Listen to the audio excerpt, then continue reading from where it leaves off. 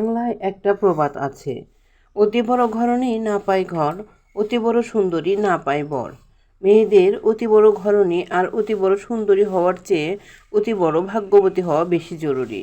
কারণ ভাগ্যগুণে ভালো স্বামী না পেলে সৌন্দর্য এবং গুণ দুটোই মূল্যহীন হয়ে যায়। বাংলায় একটা প্রবাদ আছে, অতি বড় ঘরণী না পায় ঘর, অতি বড় সুন্দরী না পায় বর। মেয়েদের অতি বড় ঘরণী আর অতি বড় সুন্দরী হওয়ার চেয়ে অতি বড় ভাগ্যবতী হওয়া বেশি জরুরি। কারণ ভাগ্যগুণে ভালো স্বামী না পেলে সৌন্দর্য এবং গুণ দুটোই মূল্যহীন হয়ে যায়।